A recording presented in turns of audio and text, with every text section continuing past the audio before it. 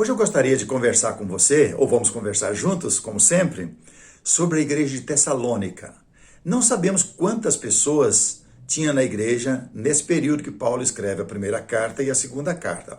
Sabemos que essa igreja aceitou o evangelho, abraçou o evangelho puro e começaram a seguir os ensinos de Deus através de Jesus Cristo, que é a palavra que salva o homem, o evangelho, a boa nova, a boa notícia chegou a essa região.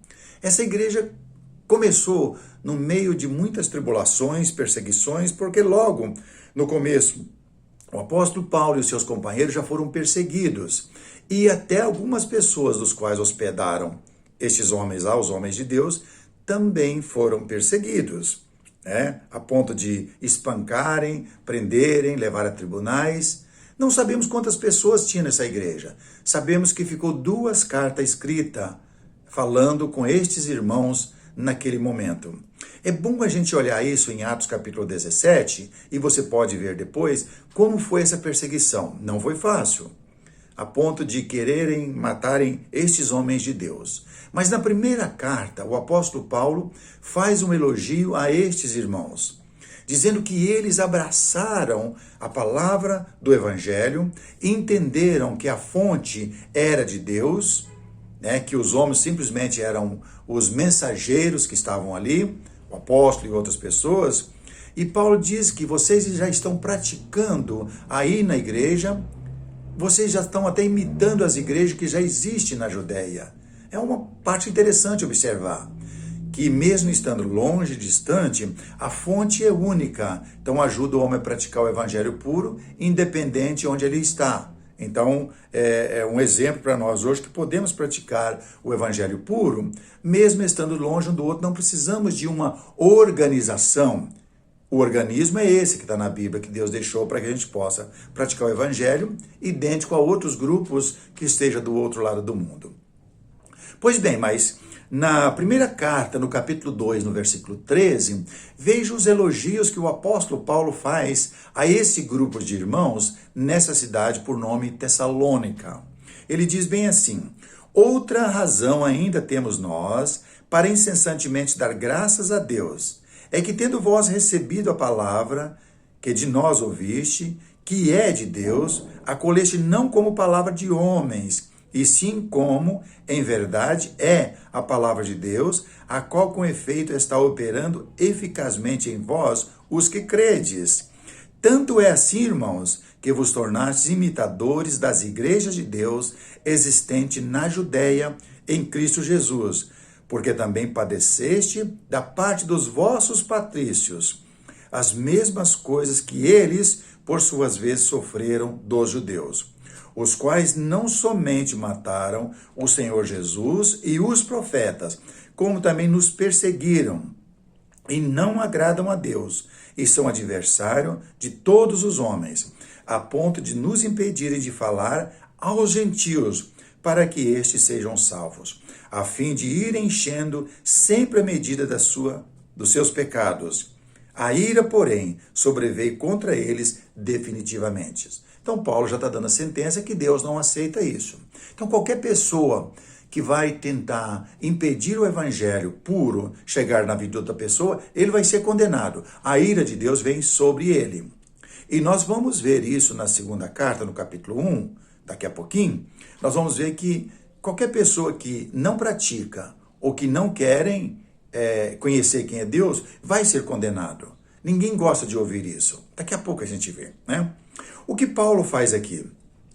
Ele faz um elogio, mostrando que eles estão crescendo no meio de tantas tribulações, no meio de tanta confusão, de sofrimento e perseguição, e Paulo faz elogio. Vocês já estão praticando as coisas igual às igrejas que já existem na Judéia. Então vocês estão fazendo bem. Quer dizer, meus parabéns. Que Deus seja louvado com isso. Mas ele diz que vocês já estão imitando. Agora, como é imitar? Se a fonte, o evangelho, é único, a palavra que Deus deixou através de Cristo é única, então não importa a distância que estamos, a igreja A da igreja B. O louvor para Deus vai ser igual, vai ser idêntico. Podem mudar a ordem, talvez, dos cultos, mas é mesma a mesma direção, a mesma palavra, tudo vai chegar até Deus. Interessante observar isso. Existem tantas diferenças hoje de igrejas, que a minha igreja é assim, a sua igreja é assim, praticamos assim. Não era para existir isso. Na verdade, nem pode existir isso. Isso é ideia do homem, de manter esse tipo de diferença, porque cada um quer fazer a sua igreja, a sua religião, conforme se fosse uma salada. Salada você pode mudar. Coloca um ingrediente de uma forma, um ingrediente de outra, então são saladas. Mas a religião ela é única. E o meio para servir a Deus, ele é único. Lembra disso. Deus não deixou 5, 6, 2, 3. Ele deixou uma palavra só. O evangelho ele é único. É único. Então lembra sempre isso. E aqui Paulo ele elogia estes irmãos de Tessalônica, mostrando que vocês já se tornaram imitadores das igrejas existentes na Judéia. Vocês estão praticando aquilo que Deus espera que todos pratiquem. Infelizmente, eles tiveram problemas e problemas sérios, porque os religiosos daquela época tentaram de todas as formas impedir que o evangelho crescesse. Mas no meio de tribulações, de sofrimento, o evangelho estava crescendo na vida de cada pessoa que estava crendo no Senhor Jesus Cristo. Nós também hoje enfrentamos dificuldade no meio dessa confusão religiosa. Se nós não acordarmos a tempo e voltar para as Escrituras e buscar praticar aquilo que está dentro delas, a gente vai ficar perdido no meio dessa confusão religiosa. E se ficarmos perdidos, olha o que ele diz na primeira carta, no capítulo 1, na segunda carta, no capítulo 1, no versículo 3. O apóstolo Paulo, nessa segunda carta Tessalônica, no versículo 3, ele começa a mostrar que estes irmãos, como qualquer outros, vai serem perseguidos, mas no meio da perseguição é que vem o crescimento, e esse crescimento é para glorificar a Deus, mas tem o adversário de Deus que não vai ficar sossegado enquanto ele não tirar você ou eu da direção certa. Porque no meio da confusão é que nós vamos ficar perdidos. Olha o que ele diz no versículo 3 da segunda carta, no capítulo 1. Irmãos, cumpre-nos dar sempre graças a Deus no tocante a vós outros, como é justo, pois a vossa fé cresce sobremaneira, e o vosso mútuo amor uns para com os outros vai aumentando, a tal ponto que nós mesmos nos gloriamos de vós nas igrejas de Deus, à vista da vossa constância e fé, e em todas as vossas perseguições e nas tribulações que suportais. Então tinham sofrimentos, tinham perseguição, sinal evidente do reto juízo de Deus, para que sejais considerados dignos do reino de Deus, pelo qual com efeito estáis sofrendo. De uma forma ou de outra, eles estavam ainda sendo perseguidos. De uma forma ou de outra, eu e você vamos ser tentados a deixar o evangelho puro e praticar algo que não agrada a Deus. Mas ele diz ainda no versículo 6, se de fato é justo para com Deus que ele dê em paga tribulação aos que vos atribulam, e a vós outros que sois atribulados, alívio juntamente conosco, quando do céu se manifestar o Senhor Jesus com os anjos do seu poder. Então a nossa esperança é que um dia Jesus vai voltar para tomar vingança contra aqueles que não conhecem a Deus e contra aqueles que não obedecem ao Evangelho. Opa! Aí você pode perguntar, mas quem não conhece a Deus também vai ser condenado? Sim. E aqueles que não praticam o Evangelho puro também vai ser condenado. Eu não gostaria que tivesse esse versículo na Bíblia. Acho que você também não gostaria. Mas veja o que ele diz no versículo 8. Em chama de fogo, tomando vingança contra os que não conhecem a Deus, contra os que não obedecem ao Evangelho do nosso Senhor Jesus Cristo. Estes sofrerão penalidade de eterna destruição, banidos da face do Senhor e da sua glória, do seu poder, quando vier para ser glorificado nos seus santos e ser admirado em todos que creem naquele dia, porquanto foi crido entre vós o nosso testemunho. Por isso também não cessamos de orar por vós, para que o nosso Deus vos torne digno da sua vocação e cumpra com poder todo o propósito de bondade e obra e fé, a fim de que o nome do nosso Senhor seja glorificado em vós e vós nele, segundo a graça de nosso Deus e do Senhor Jesus Cristo. Lembra dos dois versículos? O versículo 8 e o versículo 9.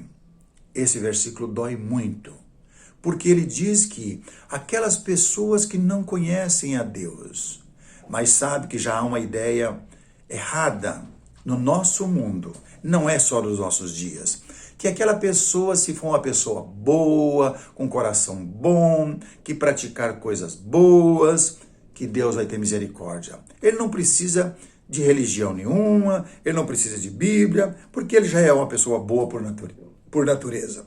Engana-se. E já tem aquele outro tipo de mentalidade que diz que o fato de eu ter Jesus como Senhor, não importa o que eu estou praticando. Desde quando eu esteja ao lado de Jesus, aceitando Ele como Senhor e Salvador da minha vida, eu não preciso colocar em ordem na minha vida as coisas que Ele tem ensinado. Eu nem preciso ir na igreja. Ele é o meu Senhor, está no meu coração. Outra coisa errada, que se espalhou de tal forma nos nossos dias, que está levando as pessoas a nem procurar conhecer quem é Jesus.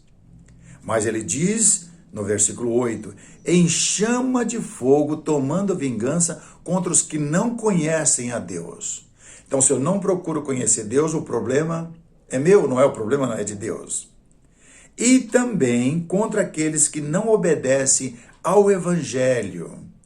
Então, se eu estou em uma igreja que não está praticando o evangelho puro, o problema não é de Deus, o problema é meu, porque eu não estou procurando praticar o evangelho. Ah, mas todos que estão lá junto comigo praticam dessa forma, então todos vão ser condenados. É o que ele diz no versículo 9. Estes sofrerão penalidade de eterna destruição, eterno sofrimento, porque não querem conhecer quem é Deus. E não querem praticar o evangelho, porque já tem a sua religião do jeito que ele aprendeu, do jeito que ele faz. Então Deus é justo e na sua justiça ele revelou todo o seu desejo através do evangelho, que é os dias que estamos vivendo, a nova aliança, para que a gente possa correr com forças para praticar o evangelho, lutar com todas as forças. Quando eu falo lutar com todas as forças, é porque existe o adversário que tenta manter o evangelho de uma forma que o homem já deturpou o evangelho e colocar na vida das pessoas. Isso não agrada a Deus, porque Deus não aceita mais ou menos. Se vamos ser julgados segundo o evangelho, isso quer dizer que a minha obrigação, a minha obediência é praticar o evangelho. Se eu não aceito o evangelho, quer dizer que eu estou dizendo para Jesus, pode sair, só me dá salvação no final. Deixe que eu sento no seu trono, como muitos homens sentou no trono de Deus e está ditando as ordens nas chamadas igrejas que pertencem ao homem. Desta forma, nós podemos observar que esta carta, na verdade essas duas cartas que ele escreve, a primeira e a segunda carta, que foi enviada para a cidade de Tessalônica, é para alertar a estes irmãos, para não caírem nas garras dos insubordinados religiosos da época, porque senão eles ficariam perdidos. Agora, por que é que Deus deixa a operação do erro? Deus deixa a operação do erro. É para que a gente possa ser esperto e dar crédito à verdade. Ele diz isso no capítulo 2, né? É por este motivo, pois, que Deus lhes manda a operação do erro para darem crédito à mentira, a fim de serem julgados todos quantos não deram crédito à verdade. A verdade está onde? No Evangelho. Antes, pelo contrário, se deleitaram com a injustiça. É o que está acontecendo nos nossos dias. Eu li capítulo 2, no versículo 11 e 12. Então, Deus deixou a operação do erro, deu a liberdade para o homem, para ver se o homem acorda a tempo e fica perto dele. Mas o homem tem mais facilidade em se esbanjar, se deleitar com as coisas da injustiça. Isso é coisa diabólica. é coisa do maligno que vem para destruir o homem, para tirar o foco do homem. Vou repetir, versículo 11 e 12. É por este motivo, pois, que Deus lhes manda a operação do erro, para darem crédito à mentira, a fim de serem julgados todos quantos não deram crédito à verdade. Antes, pelo contrário, se deleitaram com a injustiça. Quem são estes? É aqueles que em chama de fogo, Deus vai descer um dia dos céus para tomar vingança contra aqueles que não querem conhecer a Deus e contra aqueles que não obedecem ao Evangelho. Então a operação do erro está aí. Você abraça ela se você quiser, senão você fica na operação da verdade, a justiça que vem de Deus. Estes versículos ficou para mim e para você, para que a gente seja esperto nos nossos dias, porque o sofrimento eterno não é brincadeira. Precisamos estar atento, porque eles vão chegar na minha vida e na sua vida. Que Deus nos abençoe e nos ajude para que a gente possa ser esperto nos dias que podemos tomar decisões de fazer o certo. Porque o errado não precisa fazer força, ele já está escancarado. Que Deus nos abençoe para que a gente possa ter força e lutar para manter a pureza do Evangelho em nossas vidas e na vida da igreja onde congregamos. Porque o diabo tem usado homens insubordinados para estar espalhando a injustiça e o erro, e as pessoas não param para examinar as Escrituras, porque nelas está a verdade. Lembra que Jesus falou uma vez, vocês erram por não examinar as Escrituras. Em nossos dias, homens estão errando, as pessoas estão errando por não examinar as Escrituras. Que Deus nos abençoe, para que a gente possa ser esperto e viver uma vida sadia, santa perante Deus e saindo fora das coisas erradas que vai nos conduzir para a perdição e sofrimento eterno. Deus o abençoe você, sua família. Se você já é inscrito em nossa página, continue praticando, sendo mensageiro do Senhor, enviando para outras pessoas. Avise as pessoas enquanto há tempo. Mande para outras pessoas, para alertar as pessoas. Você conhece tantas pessoas e gostaria que morasse nos céus com você um dia. Então ajude essas pessoas enquanto se pode. A maneira de anunciar o Evangelho é alertando as pessoas do perigo que está correndo. Se você só está visitando o canal, eu só tenho a agradecer e que Deus o abençoe. Se tem desejo de ser notificado mais vezes quando eu coloco mais vídeo, também fique à vontade para se inscrever em nossa página e que Deus o abençoe. Ele dê forças, sabedoria para estar lidando com as coisas espirituais no mundo que jaz inteiro no maligno. Que Deus nos abençoe.